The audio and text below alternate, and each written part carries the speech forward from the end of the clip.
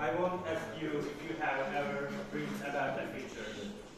I will ask if you have ever dreamed about a bad future. Well, then let's think together. For example, you are in a city right now. Doesn't matter what city you are. Buildings are old, people are everywhere and lie down on the streets and asking you for money, food, and something else. And there is a garbage everywhere, but really is everywhere. And how bad is the situation? How bad? Can you think? Yes, this is too bad. Okay, you wanted to get away from it all, and you wanted to go to the beach for see sun, sand, and sea. But you can't see the land because it's covered with the garbage. You can't see the sea because its color stained by the dirt. You can't see or you can't sunbathe because ozone layer is destroyed by the people and the sun rays burn your skin. Did you think it was over with this? The answer is no. A huge no.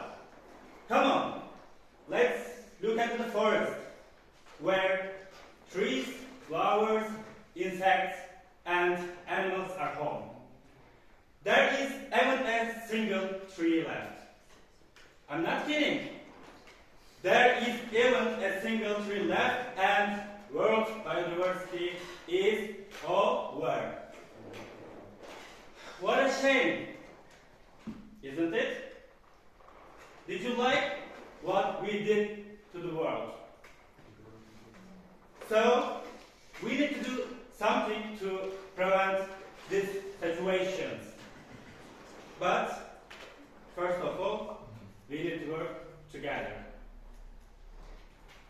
The first thing we should do is being respectful to the nature. After this, we should live with the sustainability in our lives. What do I mean when I say sustainability? Raising people's awareness, building smart and sustainable cities, recycling-oriented living, using resources as much as we need, reduce carbon footprint, reduce gas filtering. If we all work together, it's possible to live a better world for a future. I'm blaming you, my dear friends. I'm Mehmet Salman. I'm just one of the people working to create a better world for us. Thank you.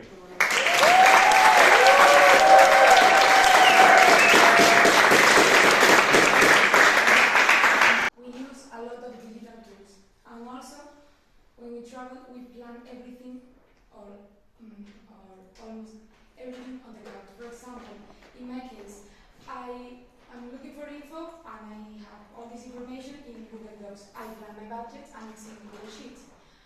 I want to buy some tickets online and I receive them on my email. All this information is in the cloud, and the cloud is not an real place, it's an actual place.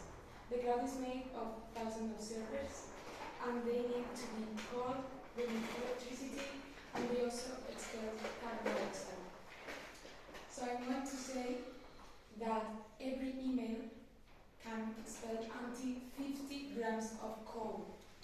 So I want you to think about your spam folder.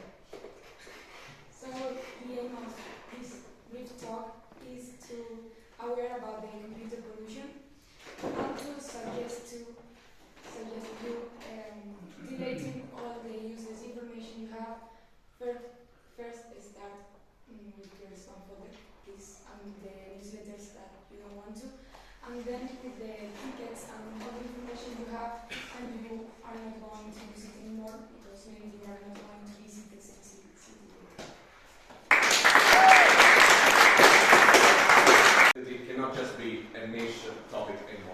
not just a topic that we can think about once a day or even just specific kind of people. We all need to think about it. So why is it a problem? Scientists and analysts have taught us about it for a lot of years. Global warming is a fact we cannot afford to ignore it. Humanity cannot afford to ignore it. Because global warming also delves into different dimensions, economical and social and ecological, of course. And all at the same time need to be solved, so that's why it's a huge challenge for humanity. For example, drought, dryness, natural disasters are causing a depletion of resources, not just people killing in the short run. In the long run, we're depleting the resources because we don't understand that our planet does not have unlimited resources. The system we have, of course, generated a huge wealth for many people, but it also didn't distribute it properly, not always at least. So there are huge inequalities between peoples in the same country, but also especially between different countries. And this makes it difficult for people or people from different countries to accept emission reduction policies, because sometimes they're focused on developing. Some countries need to develop because, of course, they want to reach the level of wealth of the most rich countries, which reach that kind of wealth by polluting the air. So this also causing a risk of crisis around the globe. And of course, crises lead to tensions between countries, wars, and of course, further poverty. And so this makes international policies very difficult to achieve. So about good practices, we have good practices, sustainable practices, like supporting local businesses, using public transport, and going by walk, using the bike, but the problem with these actions is that they done mostly on the individual level. We need to at least promote these sustainable actions on a collective scale. We need to do something about it because we need to also promote sustainable policies. We can't do anything on an individual level, we need to make it collective, so we need to also drive our governments, our local administrations, political parties or whatever into the green policy. And at the same time, single countries cannot do that alone, so it's necessary for them to collaborate. So we also need to incentivize collaboration and understanding between countries. Thank you. My speech, as human beings have problems, because I think, for example, the first problem that we have is like we always in this workshop and also in our college or universities, we are always talking about being sustainable creations, like ourselves, but I think it's a problem because the thing that we need to call sustainable is our lives, our actions, our decisions, maybe our homes, our things that we do. And I divided like in 6 points. The first one is the decisions, but related to education. Well, for example, in my country, that's Spain, also in my city, in Seville, I have never been educated about what is sustainable tourism, for example, or what are the main things or the main problems, like the real problems. It is because half problems of the earth. We know. I have never because in the university because I'm studying environmental science and obviously I have knowledge about the problems, but now not when I was young. And I think it's not to be I'm not prepared for the earth current right now because I don't have the education, especially to be aware of that problems. Like for example, I am a health teacher in my used to be a school, people or children into 5 to 18 years more or less. And I think they are more prepared than me to be aware of the world because nowadays they know more things than me. Currently I'm studying something related to that and I feel it's awesome. Next point is to be patient because when you almost like to be a person, a sustainable person, you have to be patient because being sustainable is not easy, it's hard because your result will be in the future, not now. So it's long period of time, so you have to be patient. Currently I'm not patient, but hopefully I will become. Point number 3 is being conscious about not real problems. As before, we have in our minds problems that are not real or that are not like as important as others. So it's important and always related to education. The other is a bit complicated because I don't write politics. I don't know if in your countries or universities, but in my country, for example, if I said to my public, like to my friends, in my schoolmates, or maybe in my family, well, let's start recycle, or let's, well, I am like supporting sustainable politics or something like that. They criticize me and like it's difficult to say, but like they criticize me because I'm like in a politic way, and I think that is not so important to maybe I like sustainable things and taking care of the world. And it's not necessary to be like I taking one political side or another political side. I'm just a person. I just carrying the world. Why are you like searching me in only one way? I think this need to change.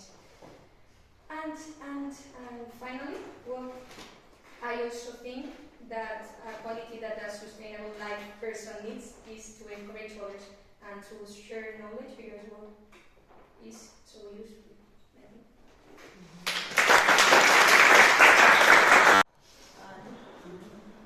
I will start with a cliche.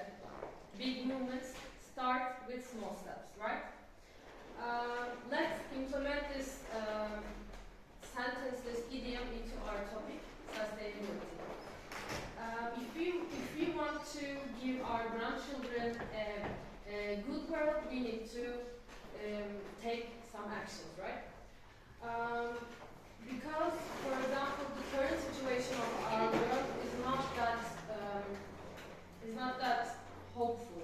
We don't have a hopeful future currently. For example, in 21st century, still people are dying lack of the sanitation. Maybe not in your countries, not in your communities, but they are still dying. They are still people. Not our people, maybe, but they are people. Today, I'm going to tell you a story about the toilet. Yeah, I'm going to show the toilet. This is our toilet.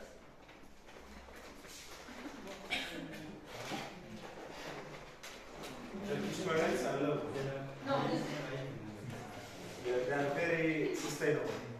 I'm going to tell you about the toilet, and we will look at it closer. This story is not about my community, but I still want to talk about this toilet because I think this is a good example of how to take action. This is the toilet that I saw in the Bill Gates Foundation. This summer, I found the chance to go to US and see this toilet in the Bill Gates Foundation with my eyes, and I was a little bit shocked because I found out that if you pee in this hole, you can drink your pee. But how? But how? This toilet is founded because as a result of Bill Gates one day realized people are dying in Africa because of the solid pollution, water pollution and air pollution, and he decided to invest something about it. As you all know, he is very rich, and he decided to invest such a toilet to save thousands of people's lives. And this one toilet changed lives of millions. Children, men, women, everyone. How? For example, when you pee in this hole, your pee goes all the way down, and there is a place that your pee gets heated from the sun energy. It gets burnt, and the clean water goes this area, and you can drink it. As you all know, Africa is facing lack of water and polluted water. That's why lots of people die every day. For example, 9 million people dies in a year in Africa. This is a huge number. And someone thinks about it. Someone do something about it. And as you know, only for a toilet, you can save millions of lives. only with this toilet. So, like, nothing is impossible. This is the summary of this story. Nothing is impossible. Even with this toilet, you can save millions of lives.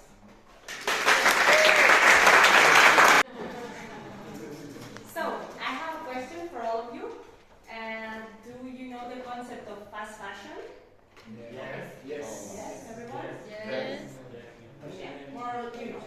So, well, we have this huge problem nowadays in our society that is called fast fashion. And according to one study in 2022, fast fashion generated more CO2 than the aviation and shipping industry combined. So that's a lot. It was around 10% of the emissions. So in order to solve this problem, I want to introduce you a new concept that is called slow fashion, which is basically the opposite of fast fashion.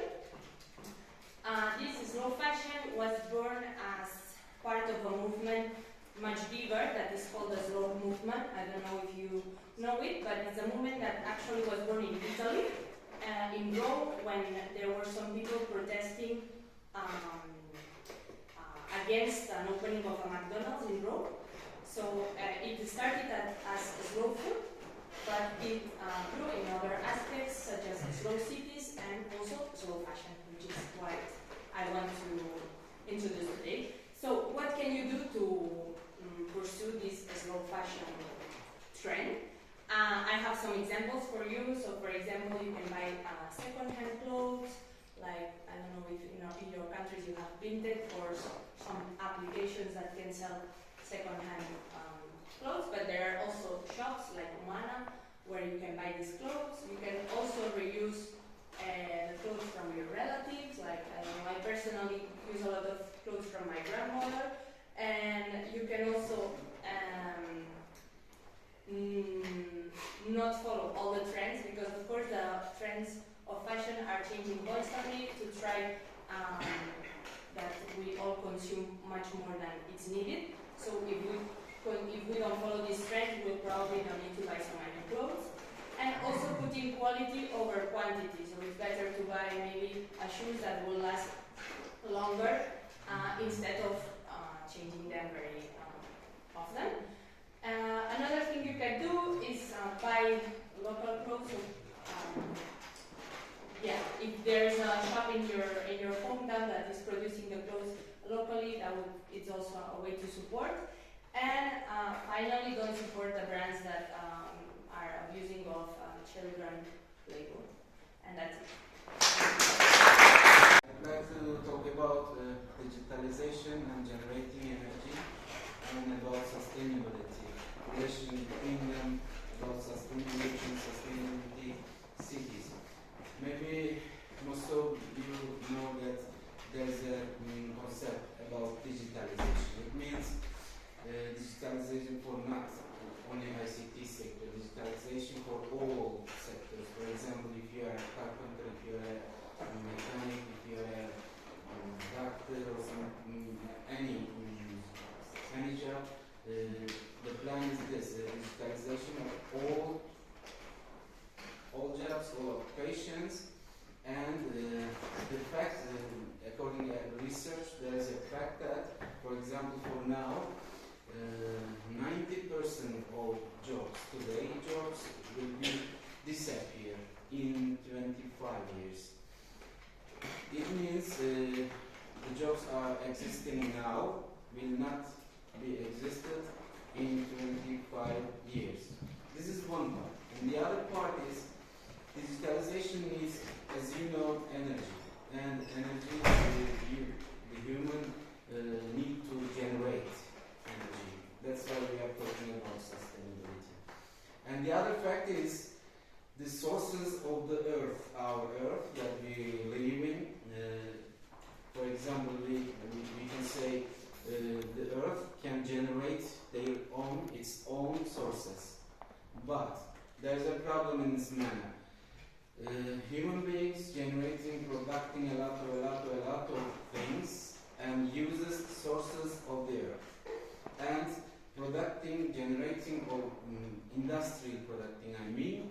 passing the rapid of the regeneration of the earth. It means we use sources the earth and we produce some products, and the earth cannot regenerate it again because we are faster than the regeneration of the earth. And there's a dilemma for everybody about sustainability and about human beings.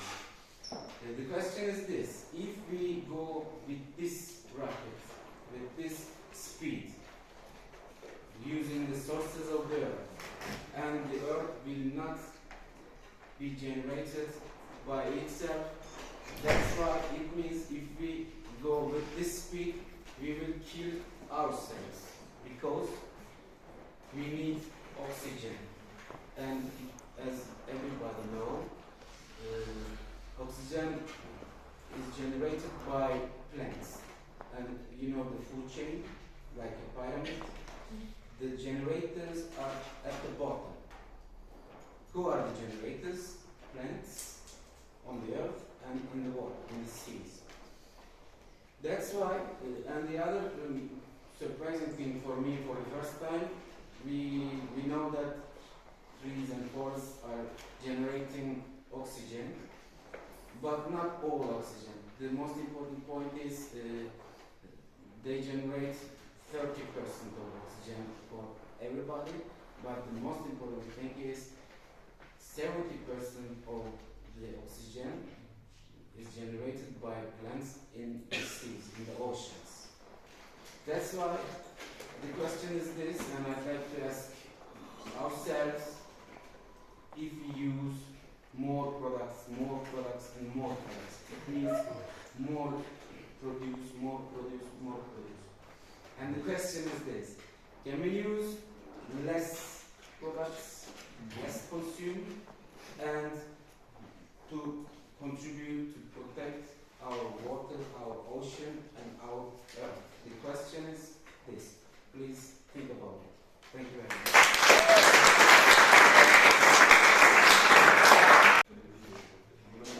Hi everyone.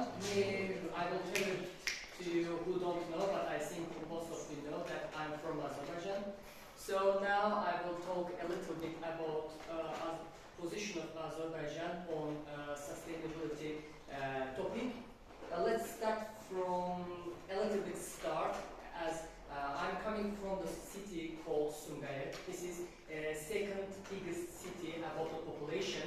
It has almost 350,000 population, and this city was chosen one of the most polluted city in the world, not in Azerbaijan, all in the world. And I really want to mention that in this list also there was Chernobyl. Imagine, you know, our name was in the same list with Chernobyl, that has very big explosion, and that was really incredibly very bad, you know, statistics for Sungayet. This city, Sungayet city, was created on firms, and all these firms, because of all these firms, our air pollution rate is very high.